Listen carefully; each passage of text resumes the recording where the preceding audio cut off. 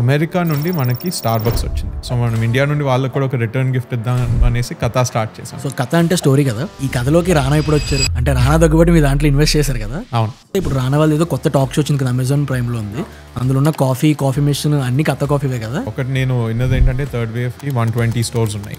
ఆ 120 స్టోర్స్ లో only 60 stores are profitable, 60 stores are loss making. వాడు ఆ 60 స్టోర్స్ మెయింటైన్ చేసేది ఎందుకంటే brand visibility. So price, ambience, service ఈ సెగ్మెంట్స్ కాకుండా ఇంకా ఏముంటాయి సో దట్ రిటర్నింగ్ కస్టమర్స్ని వచ్చేలా చేయడానికి? ఇప్పుడు మీ దగ్గర ఒక ప్రోడక్ట్ ఉంది ఏదైతే ఇంకెక్కడ దొరకదు, అప్పుడు కస్టమర్స్ మీ దగ్గరకు వస్తారు. కానీ ఫుడ్ ఇండస్ట్రీలో ఎలా అంటే కాపీ చేయడం కూడా చాలా ఈజీ. మన కాఫీ మార్కెట్ ఏదైతే ఉందో it is going to become 400% larger. ఇక్కడ ఇండియాలో ఛాలెంజ్ ఏంటంటే we have to deliver quality product at a value point. Until 2019 F&B ఇండస్ట్రీలో బాగా ట్రెండింగ్ ఏంటంటే multi cuisine restaurants, family dining experiences. కానీ 2019 నుండి ఒక షిఫ్ట్ వచ్చింది అనమాట. మనుషులు ఏంటంటే బయటకు వెళ్ళేది ఒట్టి ఫుడ్ కోసం కాదు, ఒక ఓవరాల్ ఎక్స్పీరియన్స్ కోసం. చాలా రెస్టారెంట్స్లో హెచ్ఆర్ పాలసీ అనే సెగ్మెంట్ ఉంటుందా ఉండదా? అసలు ఉండదు. ఈ రోజు హైదరాబాద్లో పెద్ద పెద్ద బార్స్ పెడుతున్నారు, 100 people 200 people ఎంప్లాయ్ చేస్తారు, కానీ వాళ్ళ దగ్గర హెచ్ఆర్ మేనేజర్ ఉండడు. సో ఇప్పుడు మనం పెట్టుకునే ఈ కెఫేకి 1.5 crore 2 crores ఇన్వెస్ట్మెంట్ ఎప్పుడు వరకు అలా మనం బ్రేక్ ఈవెన్ అయిపోతాం?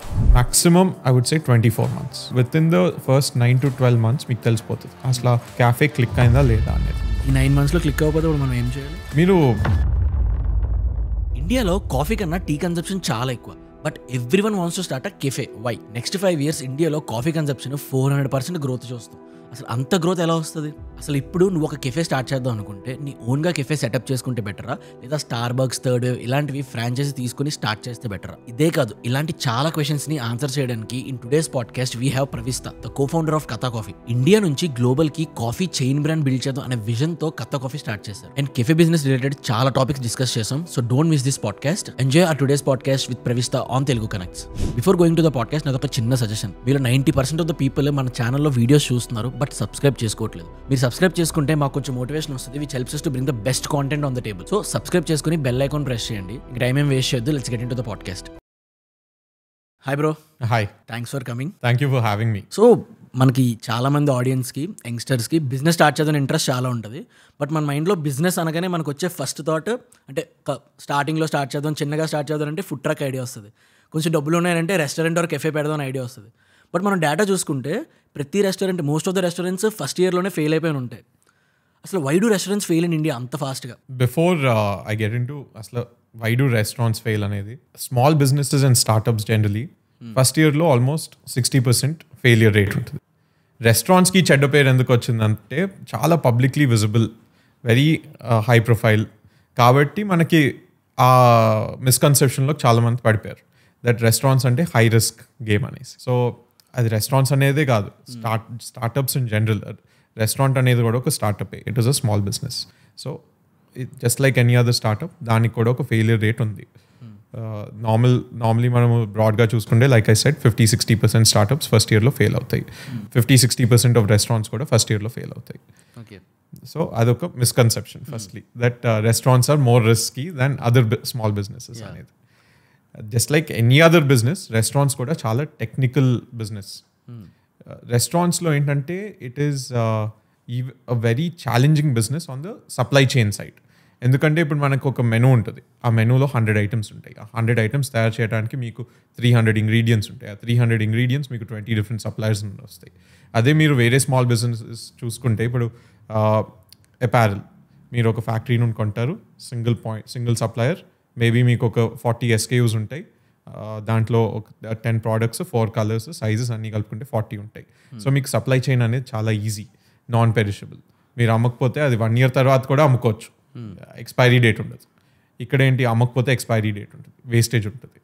సో చాలా టెక్నికల్ బిజినెస్. దేంట్లో అయితే మీరు ఎప్పుడూ on top of your game ఉండాలి. సో మీరు చెప్తున్నట్టు ఈ సప్లై చైన్ చాలా కాంప్లికేట్ ఉంటుంది అంటారు కదా. సో ఈ కాంప్లికేటెడ్ని తెలుసుకొని బాగా ఎలా ప్రాసెస్ చేయాలి, అంటే మనం ఎలా స్టార్ట్ చేయాలంటే ఏ సప్లై చైన్ ఎలా ప్లాన్ చేసుకోవాలి? సో ఇప్పుడు ఏ రెస్టారెంట్ స్టార్ట్ చేసేటప్పుడైనా ఒక కాన్సెప్ట్ ఉంటుంది, అది ఇటాలియనా, అది మెక్సికనా, అది ఏంటనేది.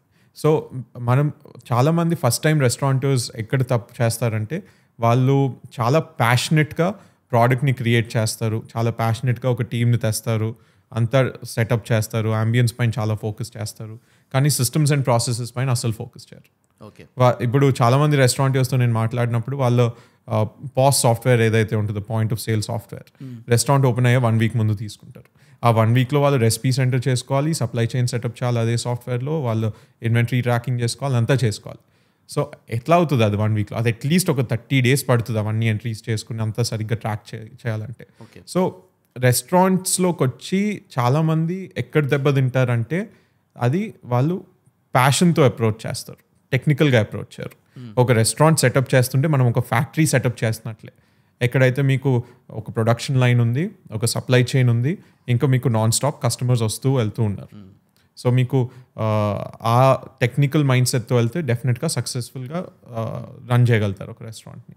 అదే మీరు without focusing on the technical aspects, నేను ఒక గ్రేట్ ప్రోడక్ట్ తీసుకొస్తా, ఒక గ్రేట్ హాస్పిటాలిటీ ఎక్స్పీరియన్స్ తీసుకొస్తా అంటే మీరు డెఫినెట్గా పేర్ చేసుకుంటారు కానీ డబుల్ చేసుకోరు.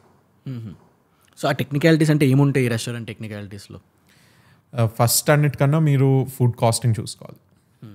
మీరు అసలు ఒక డిష్ తయారు చేస్తుంటే దాంట్లోకి వెళ్ళే బిల్ ఆఫ్ మెటీరియల్స్ ఏంటి, దానికి లేబర్ కాస్ట్ ఎంత, దానికి మీకు టోటల్ యూనిట్ కాస్ట్ ఎంత అవుతుంది, అది తీసుకుని మీ మార్జిన్ ఎంత చూసుకోవాలి.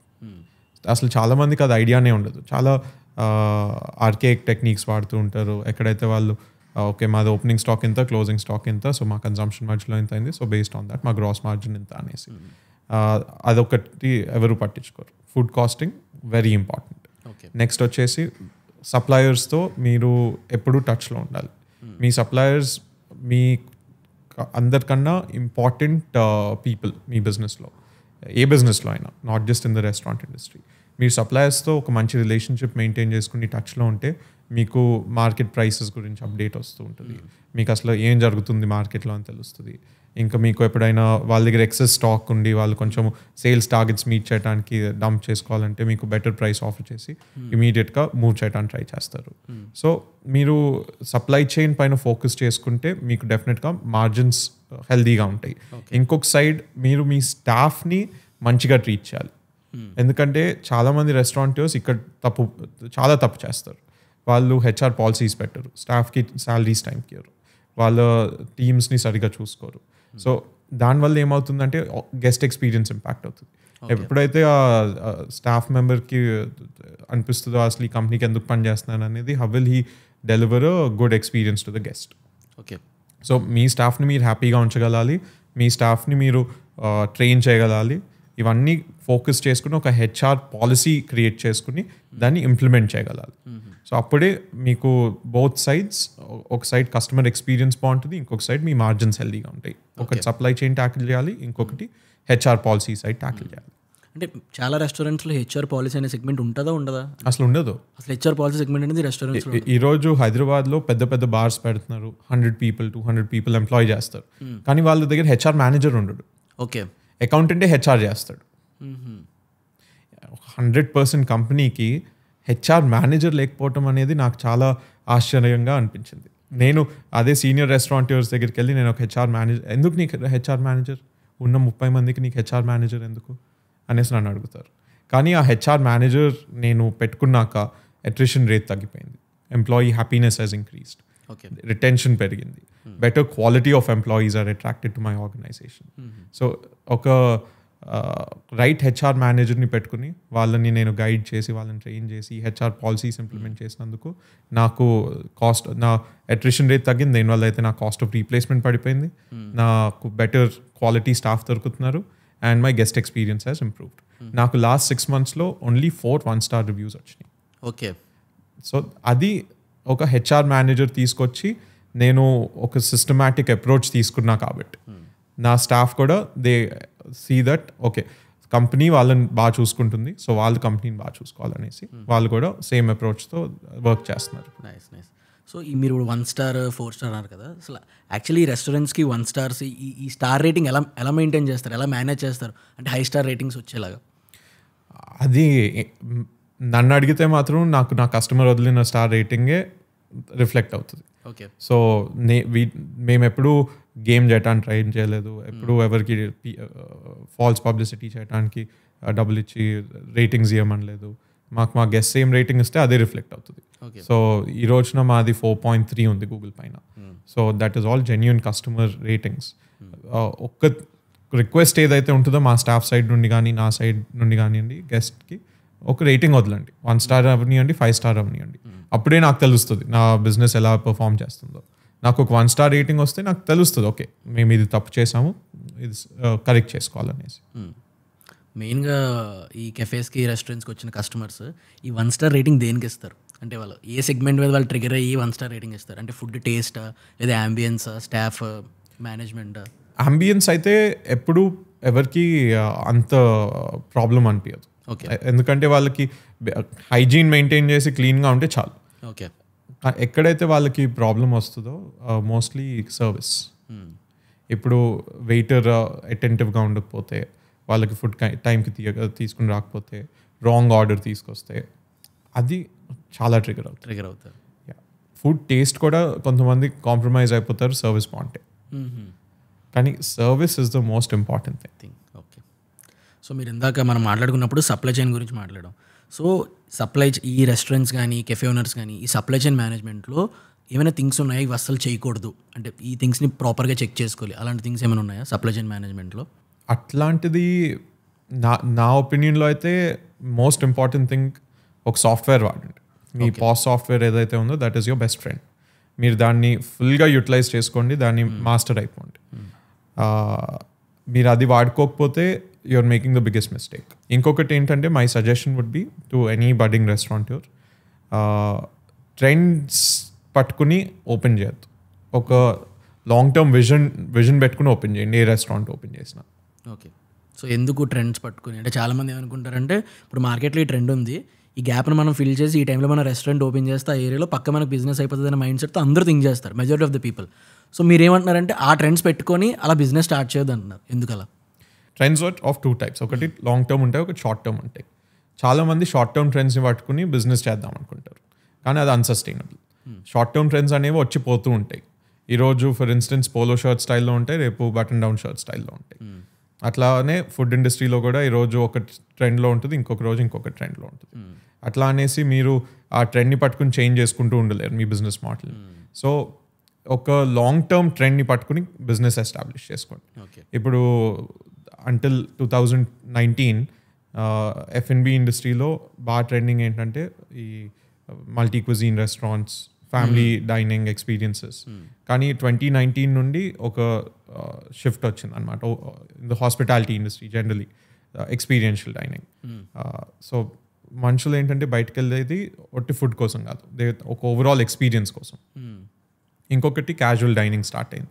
క్యాజువల్ డైనింగ్ అంటే క్యాఫేస్, కాఫీ చైన్స్, క్యాఫేస్ బాగా క్లిక్ అయినాయి. సో అవి long term trends. Next 20 years కోసం ఈ ట్రెండ్స్ నడుస్తూ ఉంటాయి. ఈ కెఫే బిజినెస్, కాఫీ బిజినెస్. ఎందుకంటే అది it's a change in customer behaviour pattern.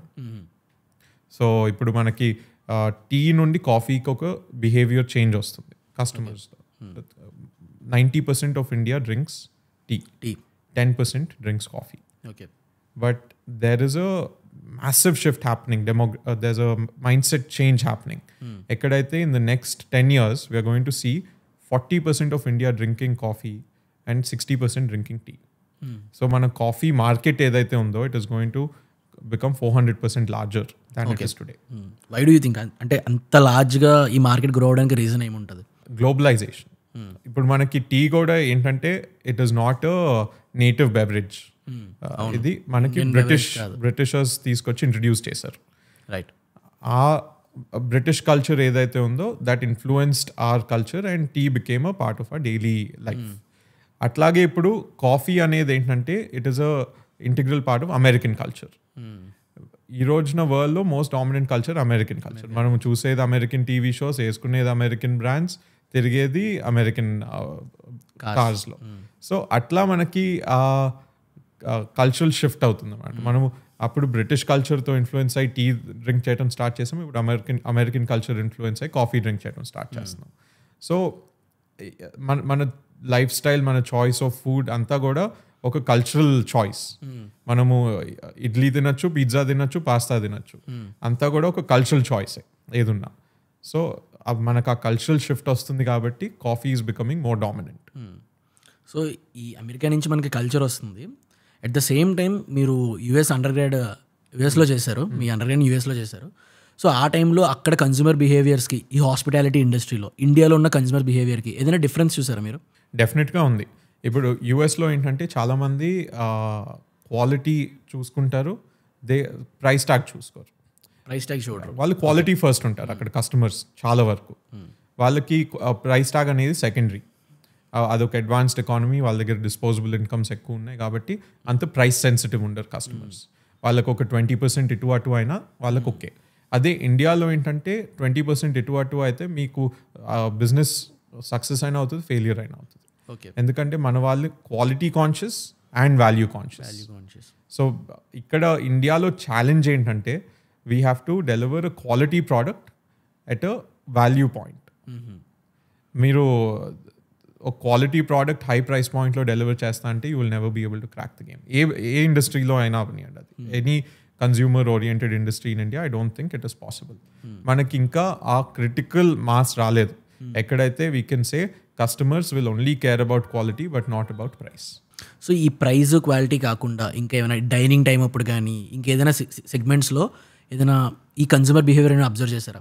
అంటే అక్కడికి వచ్చిన కస్టమర్స్ ఇంత టైం స్పెండ్ చేస్తారు కాఫీకి, ఇన్ని ఆర్డర్స్ ప్లేస్ చేస్తారు, వేరే ఇన్ ఇండియా వీళ్ళు ఇంత టైంకి ఇన్ని ఆర్డర్స్ మాత్రమే ప్లేస్ చేస్తారు అని అలాగే ఏమైనా షిఫ్ట్ ఏమైనా చూసారా? డిఫరెన్స్ నేను ఒట్టి క్యాఫే బిజినెస్ గురించి మాట్లాడగలుగుతాను ఎందుకంటే నాకు ఒట్టి క్యాఫేస్ ఉన్నాయి ఈ రోజున. సో మనకి ఇప్పుడు క్యాఫేస్లో ఏంటంటే యూఎస్లో చాలామంది ఇండివిజువల్ కస్టమర్స్ వస్తారు. ఇండివిజువల్ కస్టమర్ బిహేవియర్ యూఎస్కి ఇండియాకి పెద్ద తేడా ఏం లేదు. ల్యాప్టాప్ పట్టుకొస్తారు, ఒక 2 కాఫీలు తీసుకుంటారు, ఒక ఫుడ్ ఐటమ్ తీసుకుంటారు, కూర్చుంటారు, 6-7 hours కూర్చుంటారు, పని చేసుకుంటారు, వెళ్ళిపోతారు. కానీ ఇండియాలో ఏంటంటే క్యాఫేస్కి ఫ్యామిలీస్ కూడా వస్తారు. ఓకే. యూఎస్లో మీరు అది చూడరు. మీరు స్టార్బక్స్కి వెళ్తే ఫ్యామిలీతో డిన్నర్కి రాదు ఎవరు. అవునా? అది వాళ్ళకి Starbucks is not family dining destination అక్కడ. ఓకే. అదే మనకి ఇక్కడ ఇండియాలో ఏంటంటే మీరు క్యాఫేకి వెళ్తే ఫ్యామిలీస్ చూస్తారు, బర్త్డే సెలబ్రేట్ చేసుకోవడానికి వస్తారు, ఒకేషన్ సెలబ్రేట్ చేసుకోవడానికి వస్తారు. సో అదొక మేజర్ డిఫరెన్షియేటింగ్ పాయింట్ అనమాట. ఇక్కడ క్యాఫేస్ కూడా ఒక డైనింగ్ ఎక్స్పీరియన్సే అనేసి ఇంకా మనుషులు అనుకుంటారు. పీపుల్ మైండ్ సెట్లో ఉంది. ఓకే. అండ్ మీకు 60% ఆఫ్ బిజినెస్ ఇంకా ఫ్యామిలీ క్రౌడ్ నుండే వస్తుంది ఇండియాలో. 60% ఆఫ్ బిజినెస్ నార్మల్గా మనందరం మోస్ట్ ఆఫ్ ద ఈ జెన్జీస్ యంగ్స్టర్స్ ఇలా బిజినెస్ పీపుల్ మాత్రమే కెఫేస్కి ఎక్కువ వస్తుంటారు, వాళ్ళ నుంచి ఎక్కువ బిజినెస్ అవుతుంది అని అనుకుంటాం కదా. కానీ ఇప్పుడు ఒక ఫ్యామిలీ వస్తే ఏంటంటే వాళ్ళు నెంబర్ ఆఫ్ ఐటమ్స్ ఎక్కువ ఆర్డర్ చేస్తారు పర్ పర్సన్. ఓకే. ఇప్పుడు ఇండివిజువల్స్ కపుల్స్ వస్తే వాళ్ళు 2-3 ఐటమ్సే ఆర్డర్ చేసుకుంటారు. అదే ఒక ఫ్యామిలీ ఆఫ్ 6 వచ్చింది అనుకోండి, వాళ్ళు అన్నీ ఆర్డర్ చేసుకుంటారు. వాళ్ళు starters, main course, dessert, beverage. So 4 items per person order చేసుకుంటారు. ఓకే. నాకు ఒక క్వశ్చన్ ఉంది. లైక్ ఏంటంటే నేను ఒక 2-3 months బ్యాక్ ఒక రీల్ చేశాను అనమాట. అంటే ట్రెడిషనల్ రెస్టారెంట్స్ ఎందుకు ఎక్స్పాండ్ చేయరు, వేరే ప్లేసెస్లో ఫ్రాంచైజీ మోడల్లో ఎందుకు పెట్టరు అది అంటే కింద ఆడియన్స్ కొంచెం యాక్సెప్ట్ చేయలేకపోయారు, వేరే సెగ్మెంట్స్ మాట్లాడారు. బట్ ఈ క్వశ్చన్ మీరు ఆన్సర్ చేస్తే వాళ్ళు యాక్సెప్ట్ చేస్తారు, ప్రాపర్గా వింటారు, బికాజ్ మీరు హాస్పిటాలిటీ ఇండస్ట్రీలో ఉన్నారు కాబట్టి. ఇప్పుడు మనం అబ్జర్వ్ చేస్తే హైదరాబాద్లో బావర్చి ఒకటే ఉంటుంది, షాదాబ్ ఒకటే, వీళ్ళు స్కేల్ చేయరు, అంటే వేరే దగ్గర ఎక్కడ ఫ్రాంచైజ్ ఓపెన్ చేయరు. అలా పూణేలో గుడ్ లక్ కెఫే, ఇలా ట్రెడిషనల్ రెస్టారెంట్స్ అక్కడ ఒకటే ఎందుకు ఉంటే వేరే ప్లేసెస్లో ఎందుకు ఫ్రాంచైజీ మోడల్ ఓపెన్ చేయరు? వాళ్ళకి ఒక ప్లేస్లో బిజినెస్ సెట్ అయిపోయింది. ఇంకా ఏంటంటే వాళ్ళ ప్రమోటర్స్ కూడా కొంచెం ప్రీవియస్ జనరేషన్ ఉంది. అవును. సో ఈజీగా కంట్రోల్ వదలలేరు. ఆ రోజుల్లో వాళ్ళకి మనకున్న సిస్టమ్స్, ప్రాసెసెస్, ఈ సాఫ్ట్వేర్ సొల్యూషన్స్ ఇవేమీ లేవు which help them operate in multiple locations. ఇప్పుడు లెగసీ రెస్టారెంట్స్ అనేవి చాలా స్కేల్ కూడా చేశారు. ఇప్పుడు పిస్తా హౌస్ కానివ్వండి, ప్యారడైజ్ కానివ్వండి, కానీ ఇవన్నీ ఏంటంటే సెకండ్ అండ్ థర్డ్ జనరేషన్. ఎక్కడైతే first generation or second generation is there, ఇంకా వాళ్ళు ఆ లెగసీ మైండ్ సెట్లోనే ఉన్నారు. ఓకే, అంటే నేమ్ పాడవకూడదు, ఉన్న బిజినెస్ హ్యాపీగా ఇలాగే లెగసీ మెయింటైన్ చేద్దాం మైండ్ సెట్లో ఎక్కువ ఉంటుంది. అదే వాళ్ళకి ఆ లెగసీ ఒకటి, బ్రాండ్ పేరు పాడవకూడదు. ఇంకా ఫ్రాంచైజీస్ వస్తే ఇప్పుడు వాళ్ళు వేరే ఫ్రాంచైజీ పైన డిపెండ్ అవ్వాలి. వాళ్ళు బ్రాండ్ని ఇప్పుడు 60-70 years కష్టపడి ఒక బ్రాండ్ని తయారు చేసుకున్నాక ఒక ఫ్రాంచైజీ వచ్చి ఆ బ్రాండ్ని టార్నిష్ చేస్తే మరి నొప్పేస్తుంది కదా ఎవరికైనా, ఆ భయం ఉంటుంది. సో లెగసీ బిజినెస్ ఓనర్స్కి ఆ భయం చాలా ఉంటుంది. కొంతమంది ఏంటంటే ఇప్పుడు సెకండ్ అండ్ థర్డ్ జనరేషన్ వాళ్ళు వచ్చిన వాళ్ళు వెంచర్ క్యాపిటల్ రేస్ చేసి ప్రైవేట్ ఎక్విటీ రేస్ చేసి స్కేల్ చేస్తున్నారు. ఇప్పుడు ప్యారడైజ్ ఏదైతే ఉందో ఐ థింక్ 4-5 సిటీస్లో ఉంది ఇప్పుడు ఇండియాలో. పిస్తా హౌస్ అనేది ఆల్మోస్ట్ ఒక 10 లొకేషన్స్ ఉంటాయి హైదరాబాద్లో. సో చేస్తున్నారు కానీ నిదానంగా చేస్తున్నారు, which is the right approach. ఎందుకంటే వాళ్ళది 60-70 years బిల్డ్ అయిన బ్రాండ్ డైల్యూట్ చేసుకోకుండా ప్రొటెక్ట్ చేసుకుని కరెక్ట్గా చేస్తున్నారు. సో మీరు ఇందాక చెప్పారు ఇండియాలో టీ మార్కెట్ చాలా పెద్దది, but everyone wants to start a coffee business because ఇప్పుడు కల్చర్ షిఫ్ట్ ఎక్కువ అవుతుంది కాబట్టి అందరూ ఆ కల్చర్ షిఫ్ట్కి అడాప్ట్ అవ్వడం కోసం ఇప్పటి నుంచి కాఫీ బిజినెస్ని head long term plan think చేసుకొని పెడుతున్నారు. బట్ మనం చూస్తే ఇంత ఎక్కువ టీ మార్కెట్ ఉన్నా, ఫర్ ఎగ్జాంపుల్ మన హైదరాబాద్ ప్లేస్ తీసుకుందాం.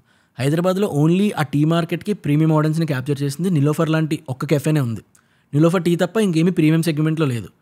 ఇంత మార్కెట్ ఉన్నా అందరూ ఇంకా టీకి ఇంకా మార్కెట్ ఉంది, అందరూ ఇంకా నిలోఫర్ టీయే ప్రిఫర్ చేస్తున్నారు. ఇంత ప్రీమియం మార్కెట్ ఉన్నా ఎందుకు ఇంకా కాఫీ బిజినెస్ పెడదాం అనుకుంటున్నారు? ఈ టీలో ఇంకెవరు ప్రీమియం మార్కెట్ని క్యాప్చర్ చేయడానికి ఎందుకు ఎంటర్ అవ్వట్లేదు? ఎందుకంటే ఇంకా టీ మార్కెట్ అనేది 90% ఇండియా టీ తాగుతుంది, కరెక్టే. కానీ అది వాళ్ళు తాగేది ఏంటంటే 10 rupee tea, 20 rupee tea. So ఇప్పుడు నేను చెప్పింది ఏంటంటే 10 yearsలో 40% of India will drink coffee. కానీ మనం అది వాల్యూ టర్మ్స్లో చూసుకుంటే coffee will account for 70% of the market, tea will account for 30%.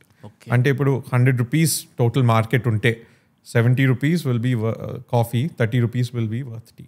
Okay. So అక్కడ టీకి మార్కెట్ ఉన్న ప్రైస్ సెగ్మెంట్లో మనం చూసుకుంటే coffee will make more money. Exactly. ఇప్పుడు మీరు నీలోఫర్ అన్నారు. నీలోఫర్ అనేది ఒక లెగసీ బ్రాండ్ ఏదైతే సరిగ్గా సెకండ్ జనరేషన్ వచ్చి స్కేల్ చేసి ఒక ప్రీమియం ఆఫరింగ్ తీసుకొచ్చారు. నీలోఫర్కి వెళ్తే మీకు మల్టీ క్విజిన్ రెస్టారెంట్ ఎక్స్పీరియన్స్ వస్తుంది, more than a typical tea shop. So అక్కడ వాళ్ళు కరెక్ట్గా ఆడియన్స్ని క్యాప్చర్ చేసి it is a family friendly destination. నేను అన్నట్లు వాళ్ళ most of the business families నుండి వస్తుంది. అవును. వాళ్ళకి వాళ్ళు జెన్జీ మిలేనియల్స్ వీళ్ళని టార్గెట్ చేయలేదు. వాళ్ళ ఫోకస్ పెట్టుకుని వాళ్ళ నీష్లో కరెక్ట్గా స్కేలప్ చేసుకున్నారు. అదే ఇప్పుడు 10 నీలోఫర్ క్యాఫేస్ ఓపెన్ చేయండి హైదరాబాద్లో, అంత ప్రతి లొకేషన్కి అంత ట్రాక్షన్ రాదు మీకు. ఇంకా premium tea is still niche ఇండియాలో. చాయ్ పాయింట్ వచ్చింది, చాయ్ ఓజ్ వచ్చింది, వీళ్ళందరూ కూడా ట్రై చేస్తున్నారు. కానీ మన మైండ్లో ఏంటంటే చాయ్ అంటే 20 రూపీస్, 200 రూపీస్ కాదు. అది ఆ మైండ్ సెట్ బ్రేక్ చేయడం చాలా కష్టం. ఈవెన్ మనం అబ్జర్వ్ చేస్తే స్టార్బక్స్కి వెళ్ళిన ప్రతి ఒక్కరు minimum 300 rupees to average 400 rupees spend చేయకుండా బయటికి రారు. ఈవెన్ ఒక నార్మల్ గ్రీన్ టీ అయినా 290 రూపీస్ పెడతాడు. ఏముంటుంది అందులో? ఒక 10 రూపీస్ లీవ్స్ ఉంటాయి, మిగిలినంతా వేడి నీళ్ళు ఉంటుంది. బట్ పీపుల్ ఇంకా ఇంట్రెస్ట్ చూపిస్తారు ఒక 300 రూపీస్ స్పెండ్ చేసి కూర్చోడానికి. వేరే అదే మనకి టీ ఒక 100 రూపీస్ అని ఎవరైనా స్టార్ట్ చేయడానికి కూడా భయపడతారు. బికాస్ 100 రూపీస్ అనగానే అమ్మ వీడు మనకి ఏదో ప్లాన్ చేసి స్కెచ్ చేశాడు, 100 రూపీస్కి టీ ఏ ఉంటుంది, పాలే కదా నీలే కదా అని అక్కడ ఆలోచిస్తాం. బట్ స్టార్ బక్స్ వచ్చేసరికి వాడు అలా థింక్ చేయడు. ఎందుకంటారు అలా? అది ఇప్పుడు మన మైండ్ సెట్ అట్లా ఉండిపోయింది అనమాట. ఇప్పుడు టీ అంటే ఒక 20 rupees beverage, daily beverage. Coffee అంటే ఒకేషనల్ బెవరేజ్, దానిపైన కొంచెం ఎక్కువ ఖర్చు పెట్టినా పర్లేదు. ఇంకొకటి స్టార్ బక్స్ ఇట్లాంటి బ్రాండ్స్ ఏవైతే ఉన్నాయో అది బ్రాండ్ ఎక్విటీ బిల్డ్ చేసుకున్నాయి. వాళ్ళు ఒక మంచి అంబియన్స్ ఇస్తారు, ఫ్రీ వైఫై ఇస్తారు, కూర్చుని you can use your laptop, work out of their. అదే ఇఫ్ యూ ఒక టీ రూమ్ ఓపెన్ చేసి అట్లాంటి సేమ్ ఎక్స్పీరియన్స్ ఇవ్వడానికి ట్రై చేస్తే వర్కౌట్ కాదు, unless it is a multi cuisine experience. ఇప్పుడు నీలోఫర్లోకి వెళ్తే మీకు చైనీస్ దొరుకుతుంది, ఇండియన్ దొరుకుతుంది, ముగ్లాయ్ దొరుకుతుంది, అంతా చేస్తారు. సో అదొక multi cuisine restaurant more than tea shop or tea cafe. So వాళ్ళు అక్కడ క్రాక్ చేశారనమాట. వాళ్ళు కరెక్ట్గా పొజిషన్ చేసుకుని దే క్రాక్ట్ ఇట్. అదే ఇప్పుడు చాయ్ హౌస్ ఇంకా చాయ్ పాయింట్ స్ట్రగుల్ అవుతున్నాయి. వాళ్ళు 100 రూపీస్కి టీ అమ్మలేకపోతున్నారు, ఎందుకంటే పక్కనే స్టార్ బక్స్ ఉంటే స్టార్ బక్స్ వెళ్ళిపోతారు. మన మైండ్లో అది ఇంకా రిజిస్టర్ కాలేదు. Tea is not a premium experience. ఇప్పుడు మనం డబ్బులు ఖర్చు పెట్టినప్పుడు ఒక ఫీల్ గుడ్ ఫ్యాక్టర్ కూడా రావాలి. ఆ కప్ ఆఫ్ కాఫీ తాగితే 400 రూపీస్ పెట్టి స్టార్ బక్స్లో మనకి ఫీల్ గుడ్ ఫ్యాక్టర్ వస్తుంది. అదే చాయ్ హౌస్ చాయ్ పాయింట్కి వెళ్తే ఇది వీడు 100 రూపీస్కి మనకి ఏం అమ్మాడు అనిపిస్తుంది. మనకి స్టార్ బక్స్లో అయితే ఎలా పిలుస్తాడు కాఫీ కప్ మే పేరు రాసి, అది ఇంకా హ్యాపీనెస్ ఇస్తుంది. అక్కడ పే చేసిన దానికి అక్కడ పిలిచాడు చాలా అని అనిపిస్తుంది. ఓకే, నార్మల్లీ నాకు ఒక పర్సనల్ క్వశ్చన్ ఉంది. మీరు చాలా వాటిలో కాఫీస్ తాగారు కదా, ఇప్పుడు నార్మల్లీ మీరు కాఫీ లవర్ కదా, మీతో ఎప్పుడు మాట్లాడినా ఒక కాఫీ పక్క ఉంటుంది మీతో. సో మీకు ఎప్పుడైనా ఏదైనా కాఫీ ఓవర్ రేటెడ్ అనిపించిందా? నాకు స్టార్ బక్స్ అనేది అంత ఇష్టం లేదు. ఎందుకు నచ్చదు? అంటే వాళ్ళు కన్సిస్టెన్సీ బాగా మెయింటైన్ చేస్తారు, కానీ ప్రోడక్ట్ క్వాలిటీ వాళ్ళదంతా సో ఇట్స్ నాట్ సుపీరియర్. ఇప్పుడు నేను 400 రూపీస్ పే చేసి ఒక కాఫీ తాగుతుంటే I will expect the finest coffee. వాళ్ళు ఏంటంటే they go for commercial grade coffee. వాళ్ళు కన్సిస్టెన్సీ మెయింటైన్ చేస్తారు కాబట్టి ఓకే, వాళ్ళ ఆడియన్స్ ఉంది. కానీ నా ఒపీనియన్లో it is very overrated. It is purely a brand equity play. And చాలా మందిలో ఇదే ఉంటుంది, స్టార్ బక్స్ ఓవర్ రేటెడ్ అంటారు, బట్ బయటకు ఎవరు చెప్పరు. వెళ్ళేది స్టార్ బక్స్కి వెళ్తారు బికాజ్ అది వాడు ఆ సెగ్మెంట్ ఆఫ్ ఆడియన్స్ని క్యాప్చర్ చేశాడు కాబట్టి. సో మీకు స్టార్ బక్స్ ఓవర్ రేటెడ్ అనిపిస్తుంది. డెఫినెట్. ఇప్పుడు నార్మల్లీ ఒక కాఫీ చూస్తే స్టార్ బక్స్, ఇలా third wave, cafe coffee day, ఇలా చాలా కాఫీ చైన్స్ ఉన్నాయి కదా, ఫ్రాంచైజీ ఇచ్చే చైన్స్. కాఫీ వాటిలో టేస్ట్ ఎక్కువ బాగుంటుందా, లేదా నార్మల్ సింగిల్గా పెట్టుకుంటారు కదండి, ఏరియాకి ఒక కెఫే ఉంటుంది, ఒక ప్యాషనేట్ వాళ్ళు వచ్చి పెట్టుకుంటారు కాఫీ, అందులో టేస్ట్ ఎక్కువ ఉంటుందా నార్మల్ జనరల్గా? ఇప్పుడు నన్ను అడిగితే ఇండియాలో స్టాండ్ అలోన్ కాఫీ షాప్స్ ఏవైతే ఉన్నాయో ఐదర్ చాలా బాగుంటాయి లేదా అస్సలు బాగుండవు. ఓకే. కానీ చాలా మధ్యలో ఏముండవు. ఆ మధ్యలో ఉన్నదంతా ఈ coffee chains, Starbucks, third Wave, Cafe Coffee Day, వీళ్ళందరూ కన్సిస్టెంట్గా ఉంటారు కానీ అంత గ్రేట్ ప్రోడక్ట్ కూడా ఆఫర్ చేయరు. ఓకే. సో ఇప్పుడు మాలాంటి కాఫీ షాప్స్ ఏవైతే ఉన్నాయో we focus on procuring the best coffee beans. మేము 1,500-2,000 రూపీస్ పర్ కేజీ పే చేసైనా బెస్ట్ ఎస్ప్రెసో బీన్స్ తెస్తాము. దాంతో వీ మేక్ ఆర్ కాఫీస్. ఇప్పుడు కొంతమంది కాఫీ షాప్స్ ఓపెన్ చేస్తారు. వాళ్ళు ఏంటంటే అన్నిటికీ ప్రైస్ పాయింట్స్ చూసుకుంటారు. వాళ్ళు 1,500 రూపీస్ పర్ కేజీ అనగానే వాళ్ళకి సింక్ కాదు. 500 రూపీస్ కూడా దొరుకుతుంది కదా, అదే కొనుక్కుందాం అనేసి ఆ కాఫీ బీన్స్ కొంటారు. సో అట్లాంటి వాళ్ళు ఆబ్వియస్లీ క్వాలిటీ మెయింటైన్ చేయలేరు. చాలా ఉన్నాయి అట్లాంటివి హైదరాబాద్లో. ఎవరైతే stand alone coffee shops open చేశారో who cut corners in order to boost the margin. So నా ఒపీనియన్లో stand alone coffee shops which are focused on quality can always give you better cup of coffee than a coffee chain.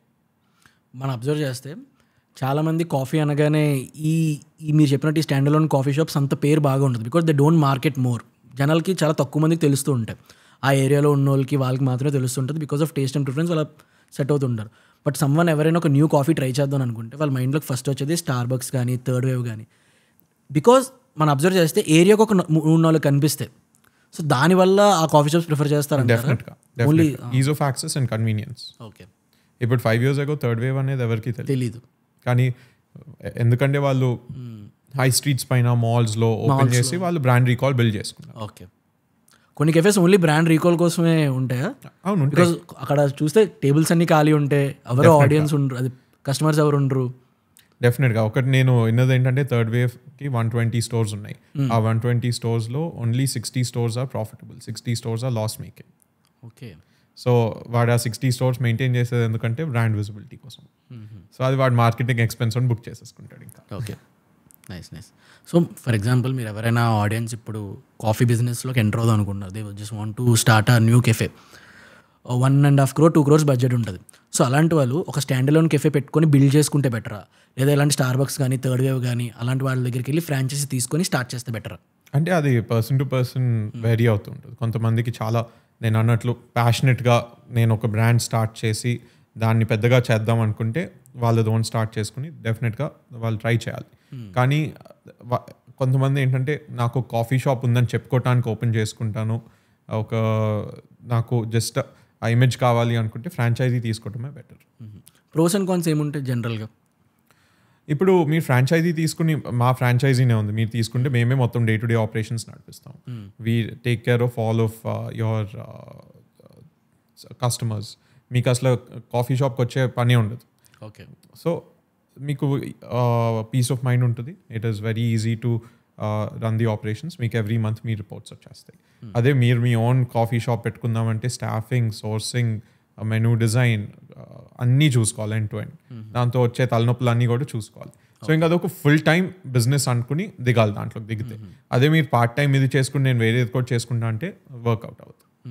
But చాలామంది ఇది అలానే think చేస్తారు, నేను ఒక cafe పెట్టేస్తాను, part టైంలో ఉంటుంది, అంటే ఇనీషియల్లోనే నేను దానికి నా అవసరం ఉంటుంది, వన్స్ నేను కెఫే ఎస్టాబ్లిష్ చేశాక దాన్ని నేను ఉండాల్సిన అవసరం లేదు, ఆటోమేటిక్గా దానంతా అదే రన్ అయిపోతుంది అనుకుంటారు. ఫుడ్ బిజినెస్లో ఎప్పుడూ ఏది ఆటోమేటిక్గా దానికే అది రన్ అవ్వదు. ఎవరో ఒకళ్ళు దగ్గర చూసుకుంటేనే క్వాలిటీ మెయింటైన్ అవుతుంది. ఇప్పుడు మీరు ఇందాక లెగసీ ఫ్యామిలీ బిజినెసెస్ ఎందుకు స్కేల్ అవ్వవు అనేసి అడిగారు. ఆ లెగసీ ఫ్యామిలీ బిజినెస్, ఇప్పుడు లెగసీ రెస్టారెంట్స్ అవి లెగసీ ఎందుకు అయినాయి? ఎందుకంటే ఎవరో ఒకరు దగ్గరుండి దాన్ని ఎవ్రీడే చూసుకున్నారు కాబట్టి క్వాలిటీ మెయింటైన్ చేశారు, కన్సిస్టెన్సీ మెయింటైన్ చేశారు. అదే మీరు నేను ఓపెన్ చేసేసి దాన్ని ఆటోమేట్ చేసేసి దాన్ని వదిలేస్తే నాకు ఎవ్రీ మంత్ ఒక 2 లక్షలు దాని నుండి వస్తాయి అనుకోవటం చాలా తప్పు. ఎవరో ఒకళ్ళు దానిపైన ఫోకస్డ్గా ఉండాలి, ఇంకా ఆ క్వాలిటీని చేజ్ చేస్తూ ఉండాలి. అప్పుడే మీకు వర్కౌట్ అవుతుంది. లేకపోతే మీరు ఒక్క కస్టమర్ని 1 year కోసం మీకు లాయల్గా ఉండొచ్చు, కానీ 2 bad experiences అయితే వాళ్ళు వెనక్కి రారు ఇంకా మళ్ళీ. ఓకే. సో మీకు కస్టమర్స్ కూడా చాలా ఈజీగా స్విచ్ అయిపోతూ ఉంటారు ఈ బిజినెస్లో. ఇప్పుడు మనం అబ్జర్వ్ చేస్తే మోస్ట్ ఆఫ్ ద కస్టమర్స్ ఇలాగ మనీ ఎక్కువ స్పెండ్ చేసేది జెన్జీస్, బికాజ్ వీళ్ళకి ఎక్స్ప్లోర్ మైండ్ సెట్ చాలా ఎక్కువ ఉంటుంది. వాళ్ళు ఎలా థింక్ చేస్తారంటే, వాళ్ళు మీరు అబ్జర్వ్ చేస్తే ఇప్పుడు జెన్జీస్ ఎలా ఉన్నారంటే, వాళ్ళు ఒక షర్ట్ కానీ ఏదైనా ఒక డ్రెస్ వేసుకొని ఇన్స్టాగ్రామ్లో ఒక ఫోటో పోస్ట్ చేస్తే మళ్ళీ మోస్ట్ ఆఫ్ ద ఆడియన్స్ మళ్ళీ అదే డ్రెస్తో ఇన్స్టాగ్రామ్లో ఫోటో పోస్ట్ చేయరు, బికాజ్ వాళ్ళకి ఎక్స్ప్లోర్ మైండ్ సెట్ ఎక్కువ ఉంటుంది.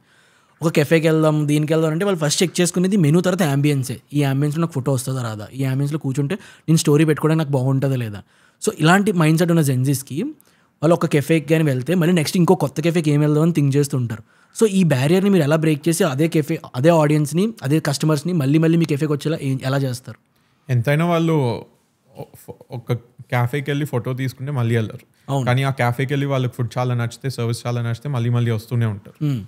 సో మనం ఏంటంటే ఒక unique product coupled with good hospitality మార్కెట్కి తీసుకుని రాగలితే డెఫినెట్గా రిటర్నింగ్ కస్టమర్స్ వస్తూనే ఉంటారు.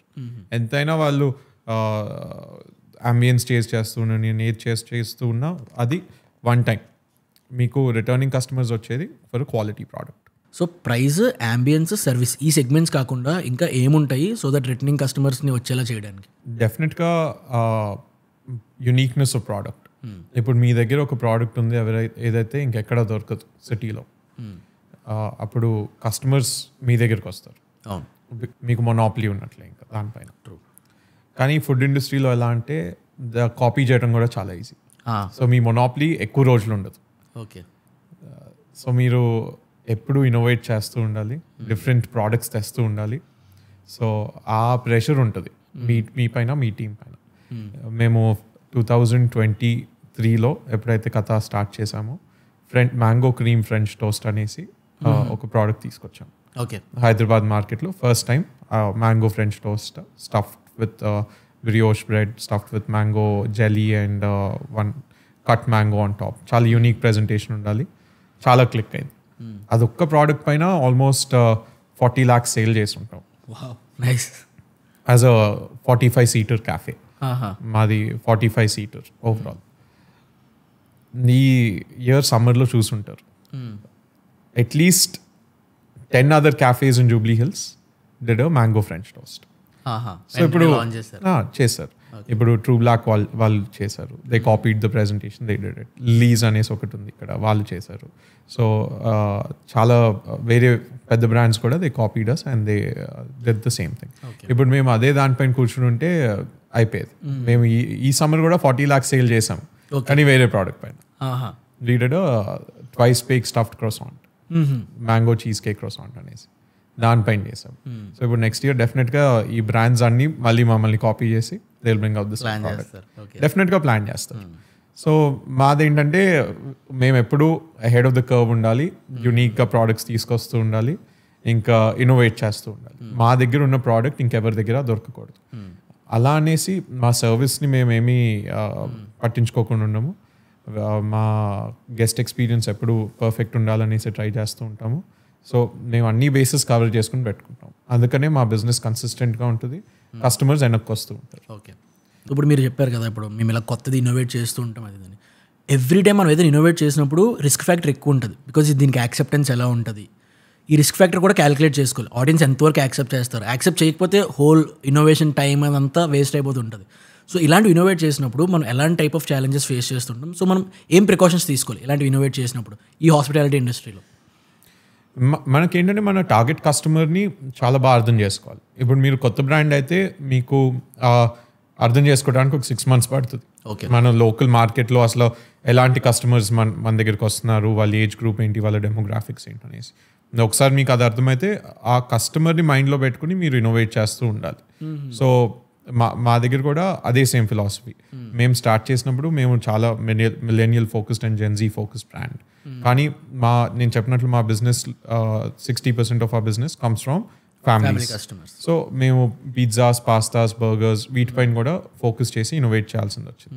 అండ్ ఆ లైనప్ కూడా మారుతూ ఉంటుంది. ఎవ్రీ 6 months ఒక ఫ్రెష్ మెనూ తీసుకొస్తూ ఉంటాము. సో అది ఒక side millennial and Gen Z customers who bring 40% of our business, వాళ్ళు కూడా ఇంపార్టెంట్. ఇటు 60% completely opposite of millennial and Gen Z customer is a family crowd. వాళ్ళ కోసం కూడా ఇన్నోవేట్ చేస్తూ ఉంటారు. సో మేము చాలా డైనామిక్గా ఉండి both sides of the spectrum cover చేస్తూ ఉంటారు. సో ఒక రెస్టారెంట్ స్టార్ట్ చేసిన వాళ్ళు వాళ్ళ టార్గెట్ ఆడియన్స్ని అట్లా డీప్గా అర్థం చేసుకుని వాళ్ళ చుట్టూ ప్రోడక్ట్ డిజైన్ చేయగలిగితే they will definitely be successful and వాళ్ళకి రిటర్నింగ్ కస్టమర్స్ వస్తూ ఉంటారు. సో మనకి ఈ టైప్ ఆఫ్ కస్టమర్స్ లేకుండా అక్కడ కెఫేలో బిజినెస్ బాగా అవుతుంది కదా, నా ప్రోడక్ట్ తెచ్చి మన బిజినెస్లో పెడితే మేబీ రిస్క్ ఫ్యాక్టర్ ఉన్నట్టే. అంటే నీకు ఆడియన్స్ లేకపోతే నువ్వు సెల్ చేయలేవు దాన్ని. Definite. Okay, it's nice insight. So మీది కత్త కాఫీ కదా, కానీ లోపల టీ ఉంటుంది. సో అసలు ఒక కెఫేలో టీ అమ్మడం ఎందుకంత ఇంపార్టెంట్? అంటే ఇప్పుడు గ్రీన్ టీ అమ్మటం మీరు చెప్పినట్లు అందరు చేస్తారు, ఆల్ కాఫీ షాప్స్. కానీ ఛాయ్ అమ్మటం ఎవరు చేయరు. అవును. మేము ఎందుకు ఒక ఛాయ్ అనే ప్రోడక్ట్ ఎందుకు తెచ్చామంటే కథా కాఫీలోకి ఇండియాలో 90% ఇంకా టీనే తాగుతున్నారు. సో ఇప్పుడు మా కాఫీ షాప్కి వచ్చిన వాళ్ళకి కొంతమందికి కాఫీ అంత నచ్చకపోవచ్చు, వాళ్ళకి టీనే ప్రిఫరెన్స్. సో అట్లాంటి కస్టమర్ని కూడా we should not let go. వాళ్ళ కోసం కూడా ఒక ప్రోడక్ట్ ఉండాలి. సో అట్లా అనేసి we develop the kadak chai product. Okay. So మన పాడ్కాస్ట్ చూసిన చాలామంది యంగ్స్టర్స్ కానీ అందరూ బిజినెస్ ఇంట్రెస్ట్ ఉన్న వాళ్ళు చాలా. సో ఈ పాడ్కాస్ట్ నుంచి పక్క వాళ్ళు ఏం ఎక్స్పెక్ట్ చేస్తారంటే, if I want to set up a cafe, ఎలా సెటప్ చేయాలి, ఎలా స్టార్ట్ చేయాలి, ఏమేమి థింగ్స్ చూడాలి, వాళ్ళకి స్క్రాచ్ నుంచి డీటెయిల్డ్గా ఒక కాఫీ షాప్ని ఎలా సెటప్ చేయాలి ఎక్స్ప్లెయిన్ చేయండి. ఇప్పుడు కాఫీ షాప్ అనేది మనము వెస్టర్న్ పాయింట్ ఆఫ్ వ్యూ నుంచి చూస్తే ఒక ఎసెన్షియల్ సర్వీస్. సో మీకు ప్రతి లేన్కి ఒకటి ఉంటుంది, మనుషులు వెళ్తారు, కాఫీ పికప్ చేస్తారు, అక్కడ మూవింగ్ క్రౌడ్ చాలా ఉంటుంది, టేక్ అవే క్రౌడ్. కానీ మన ఇండియా వచ్చేసరికి ఇంకా పికప్ అండ్ గో కల్చర్ ఇంకా రాలేదు. Pickup and go take away culture ఇంకా రాలేదు. సో కాఫీ షాప్స్ అనేది ఎక్కువగా రెస్టారెంట్స్ లాగానే మనుషులు ఇంట్రాక్ట్ చేస్తారు. సో ఫస్ట్ పాయింట్ అది. మీరు pickup and go take away క్రౌడ్ని టార్గెట్ చేస్తుంటే మాల్స్లో వర్కౌట్ అవ్వచ్చు, ఆఫీస్ బిల్డింగ్స్లో వర్కౌట్ అవ్వచ్చు, కానీ మీకు స్టాండ్ అలోన్ లొకేషన్స్లో వర్కౌట్ అవ్వదు. మీరు దాన్ని క్యాఫే కమ్ రెస్టారెంట్ కింద ట్రీట్ చేసి ఓపెన్ చేయాలి. ఇంకొకటి ఏంటంటే మీరు ప్లానింగ్ చేసుకునేటప్పుడు లొకేషన్ చాలా చాలా ఇంపార్టెంట్. ఇండియాలో మీకు అన్నోన్ ఛాలెంజెస్ చాలా ఉంటాయి. ఇప్పుడు మొన్నే ఒక రెస్టారెంట్ ఓపెన్ చేశారు, ఆల్మోస్ట్ 4.5 crores ఇన్వెస్ట్ చేసి వితిన్ 30 days క్లోజ్ చేసుకోవాల్సింది వచ్చింది. ఎందుకంటే వాళ్ళు రెసిడెన్షియల్ ఏరియాలో ఓపెన్ చేశారు, అక్కడ పక్కన ఒక చాలా పవర్ఫుల్ పొలిటికల్ ఫిగర్ ఉండాలి, ఎవరైతే వెళ్ళి హైకోర్టులో కేసు వేశారు, మా రెసిడెన్షియల్ నేబర్హుడ్లో కమర్షియల్ యాక్టివిటీ చేయకూడదు అనేసి ఇంజంక్షన్ తెచ్చుకున్నారు కోర్టు నుండి. ఇప్పుడు 5 crores ఇన్వెస్ట్ చేశాక మీకు సర్టనిటీ లేదు, can I run it or not అనేది. సో చాలామంది అనుకుంటారు ఓకే రెసిడెన్షియల్ నేబర్హుడ్ అయినా మనం ఓపెన్ చేసేసుకోవచ్చు, నడిపించచ్చు అనేసి.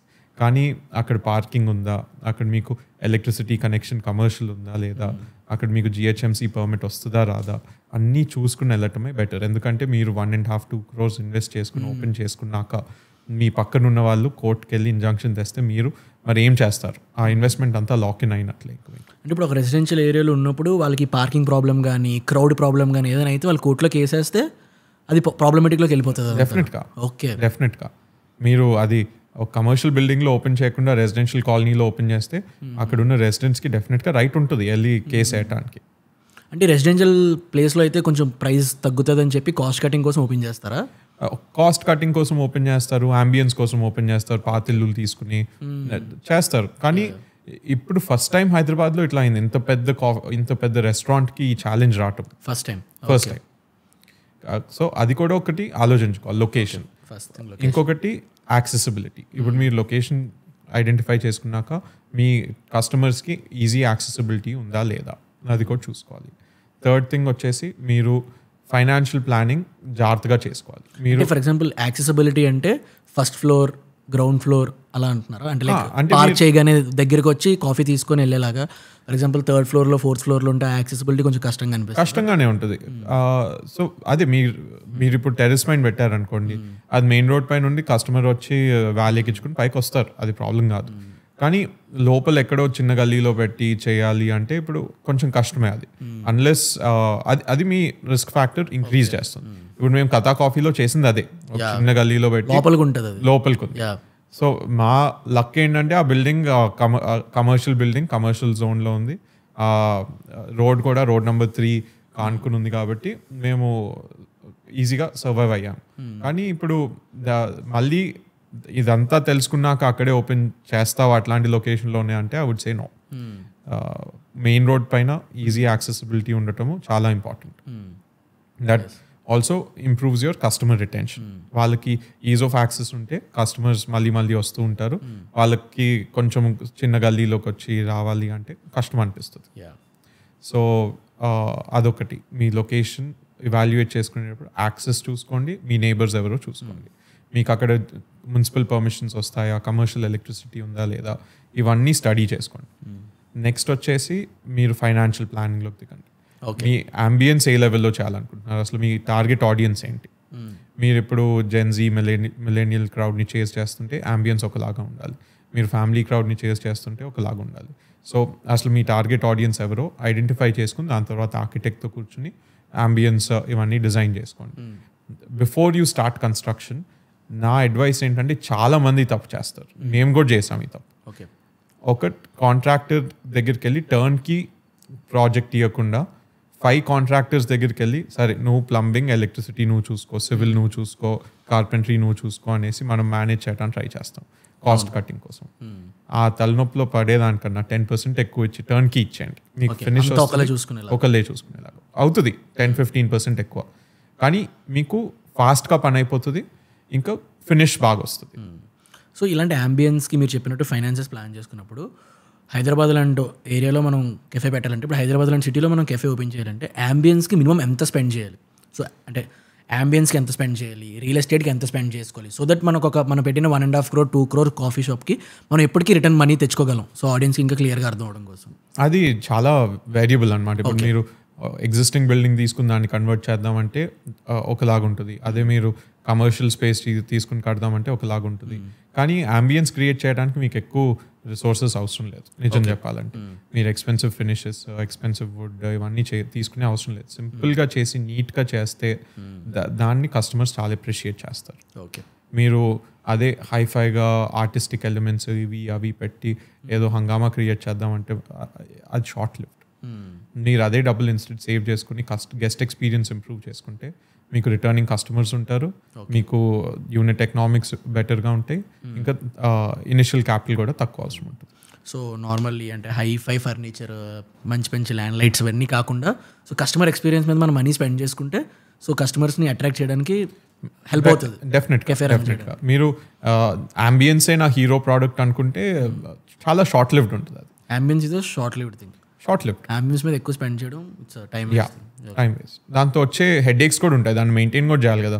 ఒకసారి కట్టేశాక దాన్ని ఎవరో ఒకళ్ళు కంటిన్యూస్గా అప్ కీప్ చేస్తూ ఉండాలి. అదే మీరు సింపుల్గా చేసుకుంటే it is very easy to maintain. మీకు ఎక్కువ డబ్బులు ఖర్చు అవ్వవు, మీకు మెయింటెనెన్స్ ఈజీ, ఇంకా గెస్ట్ ఎక్స్పీరియన్స్ పైన స్పెండ్ చేయడానికి రిసోర్సెస్ కూడా ఉంటాయి. నెక్స్ట్ ఇంకేం చేయాలి? నెక్స్ట్ తర్వాత కాఫీ సెటప్ వచ్చేసి మీకు I would not suggest that you purchase 10 lakh 15 lakh rupee machine. చాలా మంది ఏంటంటే కాఫీ షాప్ ఓపెన్ చేసేటప్పుడు ఆ మెషిన్ గోలలో పడిపోయి they over spend on equipment. Simple ఎక్విప్మెంట్తో స్టార్ట్ చేసి మీరు అసలు బిజినెస్ నడుస్తుందా లేదా ఎవాల్యుయేట్ చేసుకున్నాక upgrade your machinery. That would be my advice. ఈ కాఫీ మెషిన్ రేంజెస్ ఎంతవరకు ఉంటాయి స్టార్టింగ్ నుంచి ఫైనల్ వరకు? స్టార్టింగ్ మీకు 1.5-2 lakhs దొరుకుతాయి మంచి మెషిన్. కెఫే స్టార్ట్ చేసుకునే కాఫీ మెషిన్స్ మీకు 1.5-2 lakhs దొరుకుతాయి.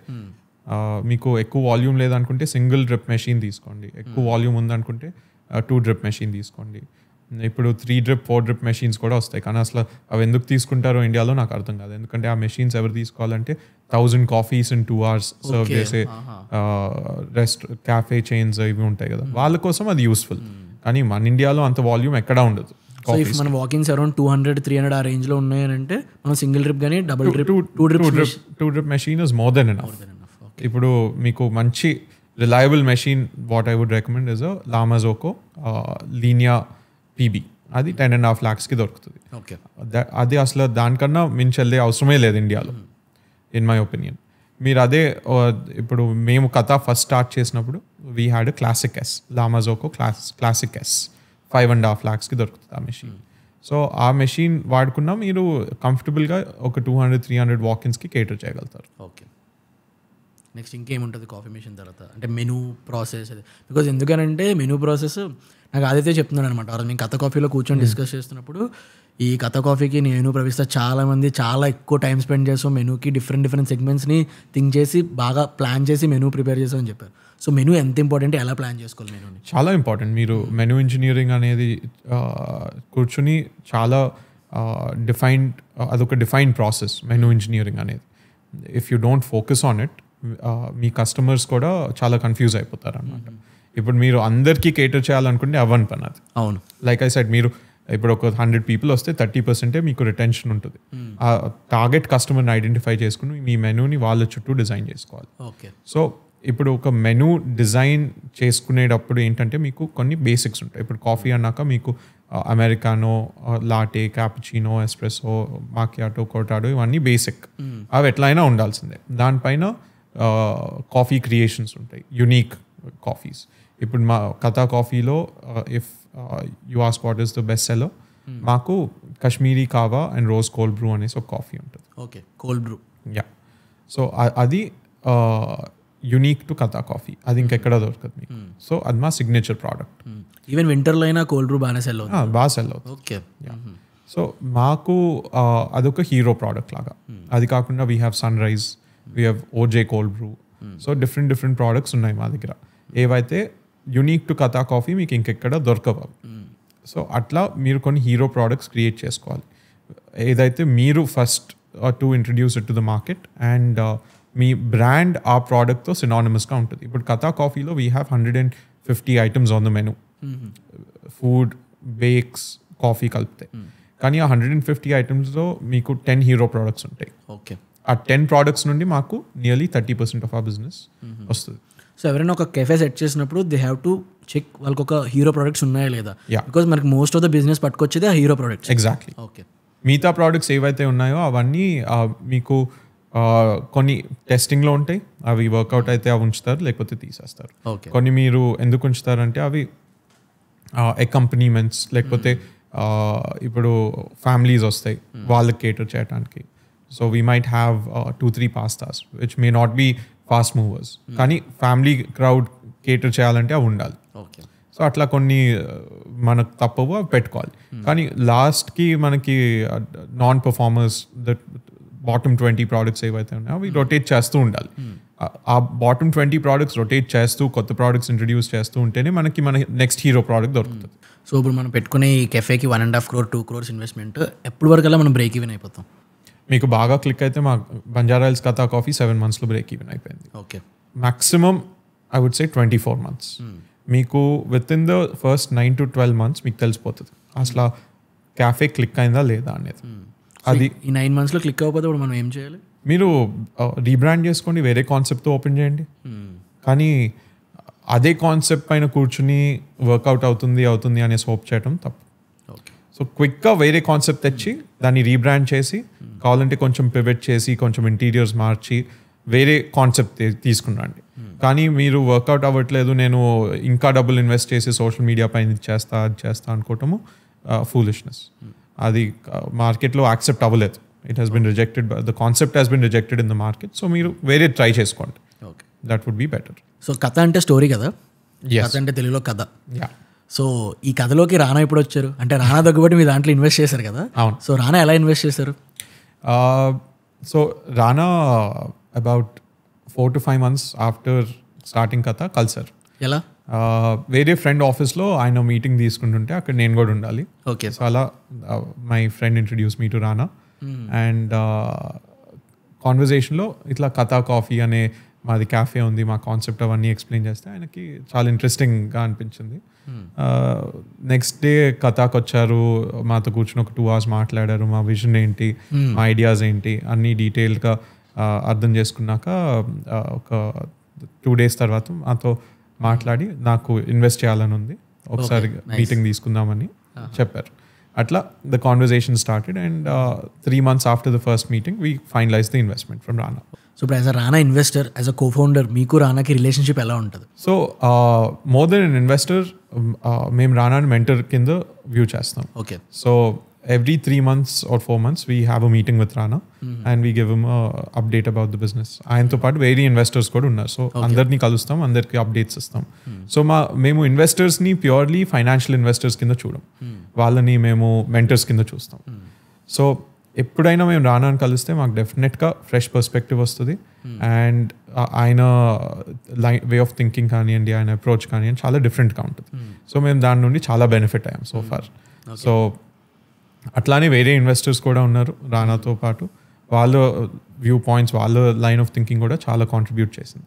సో ఎప్పుడైనా మీరు బిజినెస్లో ఉన్నప్పుడు my profound advice to any entrepreneur is మీరు ఇన్వెస్టర్స్ని ఎత్తుక్కోకండి, మెంటర్స్ని ఎత్తుక్కోండి, వాళ్ళతో ఇన్వెస్ట్ చేయండి. So that is the most important learning from Rana for me. Okay, nice. ఇప్పుడు మనం అబ్జర్వ్ చేస్తే ఇప్పుడు రానా వాళ్ళు ఏదో కొత్త టాక్ షో వచ్చింది కదా, అమెజాన్ ప్రైమ్లో ఉంది, అందులో ఉన్న కాఫీ మిషన్ అన్ని కథ కాఫీవే కదా? ఎస్. ఓకే. సో ఆయన అట్లా ఎలా స్టార్ట్ అయింది? అతనికి వచ్చింది ఐడియాలా? అవును. సో ఆయనకు అట్లా చిన్న చిన్న ఐడియాస్ వస్తాయి. ఓకే. సో మమ్మల్ని ఎక్కడైతే ప్లగ్ చేయగలుగుతారో అక్కడ ప్లగ్ చేస్తారు and he tries to help us out. Nice. So ఇందాక మన కాన్వర్సేషన్లో మీరు చెప్తున్నారు మీ ఫ్యామిలీకి బిజినెసెస్ ఉన్నాయి, అంటే రియల్ ఎస్టేట్ బిజినెస్ ఉంది, you are already into export and import business. So ఇవంతా ఉన్నా కూడా ఫ్యామిలీ బిజినెస్ని పక్కన పెట్టి ఈ కథా కాఫీ స్టార్ట్ చేయడానికి రీజన్ ఏంటి? బికాస్ చాలా మందికి ఫ్యామిలీ బిజినెస్ ఉంటే హ్యాపీగా ఫ్యామిలీ బిజినెస్ చేసుకుంటుంటారు కదా. సో అది పక్కన పెట్టి మీ ఓన్గా ఈ ఆంటర్‌ప్రెన్యూర్‌షిప్ జర్నీలో కథా కాఫీ స్టార్ట్ చేయడం ఎలా? కథా కాఫీ స్టోరీ ఏంటి? నేను కాలేజ్ అయిపోయాక ఇండోనేషియాలో ఉన్నాను, దుబాయ్లో ఉన్నాను, శ్రీలంకలో ఉన్నాను. ఓకే. అక్కడ నేను అబ్జర్వ్ చేసింది ఏంటంటే హాస్పిటాలిటీ ఇండస్ట్రీ అనేది చాలా అడ్వాన్స్డ్ స్టేజ్లో ఉంది. ఇండియాలో ఇంకా చాలా నేసెంట్ స్టేజ్లో ఉన్నాం మనం హాస్పిటాలిటీ వచ్చేసరికి, ఎందుకంటే మన పాపులేషన్ దగ్గర అంత డిస్పోజబుల్ ఇన్కమ్ లేదు ఇప్పుడు దాకా.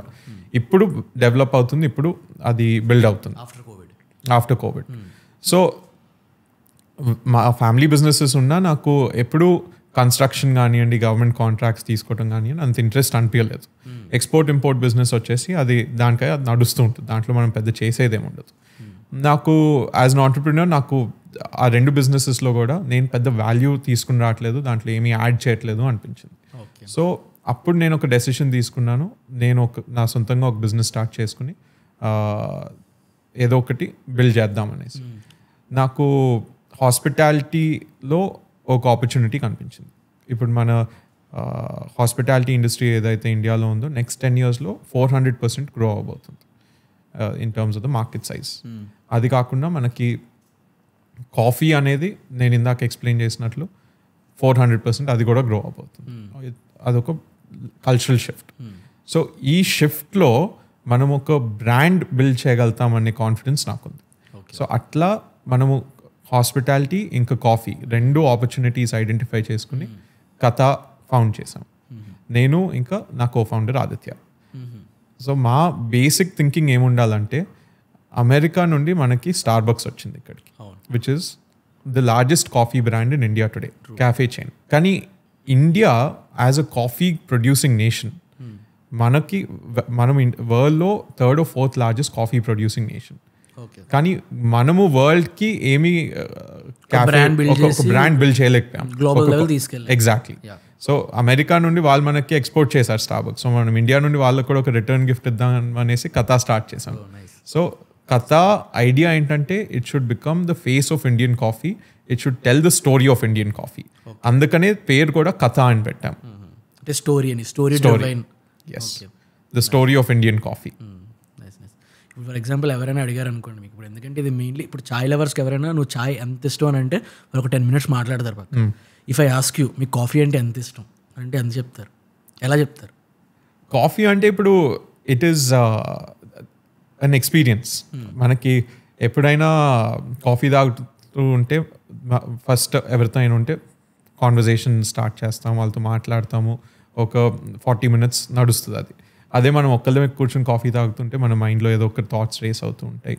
అది మనకి you know it's moment of self reflection. So అట్లా కాఫీ అనేది ఒక ఎక్స్పీరియన్స్ అనమాట. Okay, nice. Coffee is a experience. Yes. So ఇప్పుడు present Katha is a coffee చైన్లో బిల్డ్ చేద్దాం అనుకుంటున్నారు. సో అప్కమింగ్ కథలో ఇంకేం ఎక్స్పెక్ట్ చేయొచ్చు, ఇంకా ఏం ప్లాన్ చేస్తున్నారు ఈ కథ కాఫీలో? సో ఇప్పుడు మనము కథ కాఫీ అనేది ఏంటంటే ఎక్కడైతే మనము క్యాఫే ఓపెన్ చేస్తామో it should become a community centre. అది మా థింకింగ్. ఈరోజు బంజారా హిల్స్లో మా కాఫీ షాప్కి వస్తే మీరు ఫ్లీ మార్కెట్స్ అవుతూ ఉంటాయి, మాకు లిస్నింగ్ సెషన్స్ అవుతూ ఉంటాయి, మ్యూజికల్ ఈవెంట్స్ అవుతూ ఉంటాయి, బార్ టేక్ ఓవర్స్ అవుతూ ఉంటాయి. సో మేము చాలా డిఫరెంట్ రేంజ్ ఆఫ్ ఈవెంట్స్ చేస్తూ ఉంటాం. మేము లోకల్ స్మాల్ బిజినెసెస్ని సపోర్ట్ చేస్తాం, వాళ్ళకి ఒక ప్లాట్ఫామ్ ఇస్తాము మా కాఫీ షాప్లో. సో నా థింకింగ్ ఏంటంటే నెక్స్ట్ 10 yearsలో కాఫీ షాప్స్ కమ్యూనిటీ సెంటర్స్ కింద డెవలప్ అవుతాయి మన సిటీస్లో. సో ఎక్కడికి కథా కాఫీ వెళ్ళినా అదొక range of events, range of IPs పట్టుకెళ్తుంది through which the local community will benefit. మా థింకింగ్ నెక్స్ట్ ఫ్యూ ఇయర్స్లో హైదరాబాద్, బెంగళూరు, బాంబే ఇక్కడ అన్నిట్లో కూడా Katha coffee kiosks, Katha coffee shops ఉండాలి. అండ్ ఒక ఫ్లాగ్షిప్ లొకేషన్ కూడా ఓపెన్ చేస్తాం which is befitting a global brand. నేను చెప్పినట్లు కథ అనేది it is not just a brand made for India, it is a brand that we are building to take to the global stage. India నుంచి గ్లోబల్కి బ్రాండ్. Exactly. So దానికోసం next step ఏంటంటే we are setting up a global flagship road number 45 పైన. ఆ global flagship outlet ఏదైతే ఉంటుందో it will have all the different offerings of Katha coffee and much more.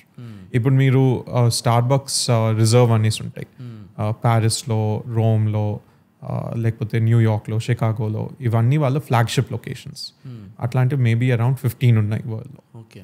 So next మేము ఒకటి ఓపెన్ చేస్తున్నాం కథా క్రాఫ్ట్ హౌస్ అనేసి, which is our flagship experience that we want to take to the major cities of the world.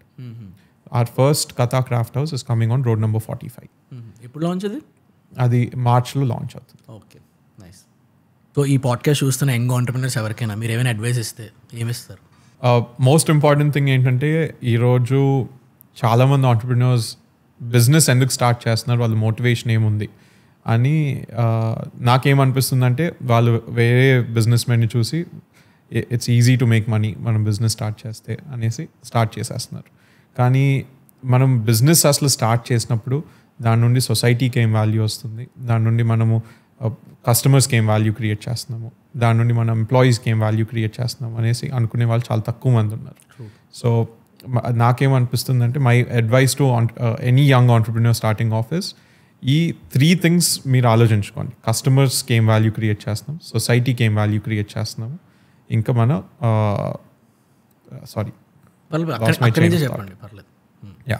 సొసైటీకి ఏం value create చేస్తున్నాం, కస్టమర్స్కి ఏం value create చేస్తున్నాము, ఇంకా మనం ఏం ప్రాబ్లమ్ సాల్వ్ చేస్తున్నాం. ఈ 3 ఆలోచించుకుని ఒక బిజినెస్ స్టార్ట్ చేయండి. అప్పుడు మీరు ఒక బిజినెస్సే కాదు కానీ ఒక ఇన్స్టిట్యూషన్ క్రియేట్ చేస్తారు which will out lost your self. చాలా కొంతమంది ఆ మైండ్ సెట్తో బిజినెస్లో దిగుతున్నారు. ఒక ఇన్స్టిట్యూషన్ క్రియేట్ చేద్దాం ఏదైతే నెక్స్ట్ 50 years 60 years సర్వైవ్ అవుతుంది. అందరూ వాల్యుయేషన్ చేస్తున్నారు, ఎగ్జిట్స్ చేస్తున్నారు. అది నాకు ఎందుకో అర్థం కావట్లేదు. మనకి we need entrepreneurs like the Tatas, the Ambanis. We don't see that anymore in India. And చాలామంది కూడా ఎలా అంటే మీరు అబ్జర్వ్ చేస్తే ఒక ఆంటర్‌ప్రెన్యూర్‌షిప్ జర్నీ ఎండ్ స్టేజ్లో ఎలా ఉందో ఆ ఫ్యాన్సీనెస్ చూసి స్టార్ట్ చేస్తారు. బిగినింగ్ స్టేజ్లో చూస్తే స్టార్ట్ చేయడానికి కూడా భయం వేస్తుంది యాక్చువల్లీ. బట్ ఎవరికీ బిగినింగ్ స్టేజ్ కనిపించదు. ఆ ఫ్యాన్సీ కార్లు, ఆ ఫ్యాన్సీ లైఫ్ స్టైల్ అది మాత్రమే కనిపిస్తుంది. దాని బ్యాక్గ్రౌండ్ స్టోరీ బిగినింగ్ ఏ రూట్స్ నుంచి స్టార్ట్ అయిందో ఎవరు అబ్జర్వ్ చేయరు. బట్ అవే మనకి లెర్నింగ్స్ కదా. సో ఈ పాడ్కాస్ట్ స్టార్ట్ చేయడానికి కూడా అదే రీజన్. ఇప్పుడు చాలామంది మీలాంటి ఎవరైనా వచ్చి ఆంటర్‌ప్రెన్యూర్స్ ద ఇనీషియల్ స్టేజ్ నుంచి ఐడియేషన్ లెవెల్ నుంచి ఎలా బిల్డ్ చేయాలి, ఎలా చేయాలి ఎక్స్ప్లెయిన్ చేస్తే చాలామంది ఆంటర్‌ప్రెన్యూర్స్కి అర్థమవుతుంది.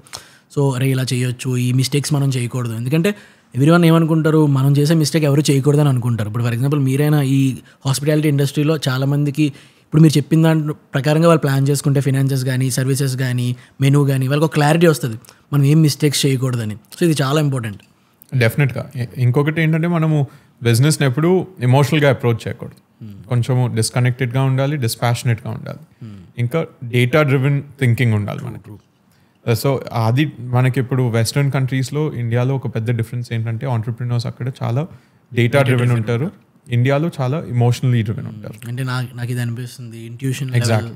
థింకింగ్. నాకు చాలా మంది తెలుసు ఎవరైతే ఒక ఫెయిలింగ్ బిజినెస్ని పట్టుకుని ఎందుకుంటారంటే జస్ట్ నేను సొసైటీలో ఫెయిలియర్ కింద ఉండకూడదు అనేసి వాళ్ళకి ఆ భయం ఉంటుంది. సో దాన్ని పట్టుకుని ఉంటారు.